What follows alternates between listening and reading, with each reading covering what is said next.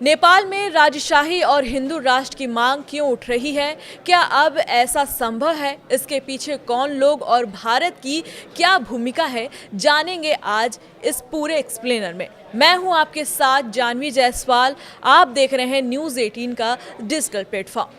पहला सवाल यह है कि नेपाल को हिंदू राष्ट्र बनाने और राजशाही की मांग करने वाला कौन है? नेपाल में राजशाही बहाल करने की मांग होती रही है। इसकी ताज़ा शुरुआत 9 मार्च 2025 को हुई, जब काठमांडू के त्रिभुवन इंटरनेशनल एयरपोर्ट पर करीब 10,000 लोग इकट्ठा हुए। ये सभी नेपाल के पूर्व राजा ज्ञानेंद्र शाह के समर्थक थे। ज्ञानेंद्र पश्चिमी नेपाल के दौरे से वापस लौटे तो हजारों समर्थकों रॉयल पैलेस खाली करो, राजा आ रहे हैं, वापस आ जाओ राजा, देश बचाओ और हम राजशाही चाहते हैं जैसे नारे लगाने लगे। इस दौरान कोई हिंसक घटना तो नहीं हुई, लेकिन हिंसा की चिंगारी जरूर भड़क गई। नतीजन 28 मार्च को हिंसक प्रदर्शन के दौरान प्रदर्शनकारियों और पुलिस के बीच झड़प हुई।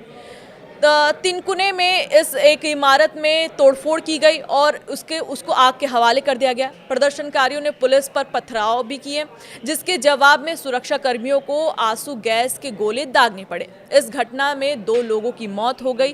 प्रदर्शन राष्ट्रीय प्रजातंत्र पार्टी के नेतृत्व में हो रहा था, जिसे नेपाल के पूर्व राजा ज्ञानेंद्र शाह के समर्थन हासिल है। नेपाल में इस हिंसक झड़प के लिए लोकतंत्र समर्थक पार्टी ने पूर्व राजा ज्ञानेंद्र शाह को जिम्मेदार ठहराया।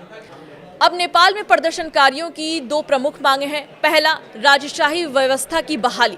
लोगों की मांग है कि देश में राजनीतिक प्रक्रिया खत्म करके राजशाही को दोबारा लागू किया जाए। राजशाही व्यवस्था नेपाल का केंद्रीय मुद्दा है, जो 2008 से गणतंत्र की स्थापना के बाद से ही शुरू हो चुकी थी। दूसरा कि हिंदू राष्ट्र की मांग। नेपाल की करीब 81% हिंदू आबादी की मांग देश को हिंदू राष्ट्र घोषित कर देना चाहिए, जैसे कि राजशाही के समय था। समर्थकों का मानना है कि 2008 में धर्मनिरपेक्षता अपनाने से नेपाल की सांस्कृतिक और धार्मिक पहचान कमजोर हुई है। सवाल यह भी है कि नेपाल में राजशाही की बहाल करने की मांग क्यों हो रही है? नेपाल में राजशाही बहाल करने की मांग के पीछे 5 बड़ी वजह बताई जा रही है। कई लोगों को लगता है कि लोकतंत्र में नेताओं के आपसी टकराव, भ्रष्टाचार और शासन में अनबन ने देश को कमजोर कर दिया है। पिछले 17 सालों में नेपाल में 13 बार सरकारें बदल चुकी हैं। किसी भी सरकार ने अपना 5 साल कार्यकाल पूरा नहीं किया है। ऐसे में लोगों को सरकार की व्यवस्थाओं से भरोसा उठ गया है। दूसरा, ट्रांसपेरेंसी इंटरनेशनल की रिपोर्ट के अनुसार पिछले 1 साल में नेपाल में भ्रष्टाचार 58% बढ़ गया है। 50% भ्रष्टाचार के मामले प्रधानमंत्री कार्यकाल और राष्ट्रपति कार्यकाल से जुड़े लोगों पर या संगठनों से संबंधित है।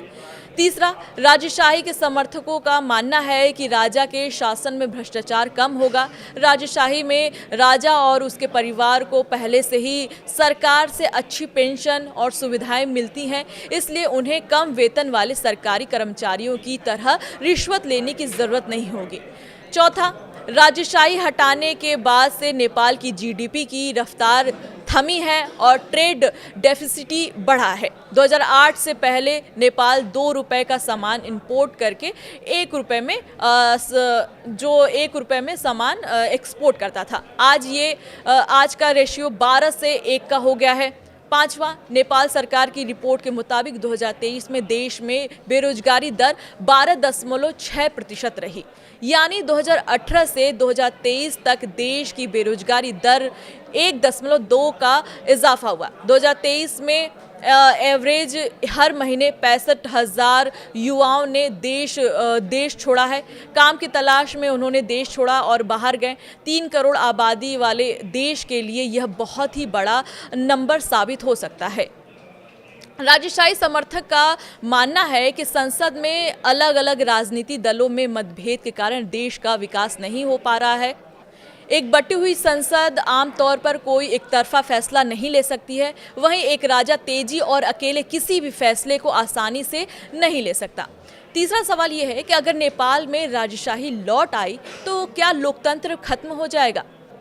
राजशाही दो तरह की होती है। पहला, निरंकुश राजशाही राजा या रानी के पास विधायकी कार्यकाल को न्यायिक शक्तियां होती हैं। उनकी इच्छा होती है कि कानून व्यवस्था बने।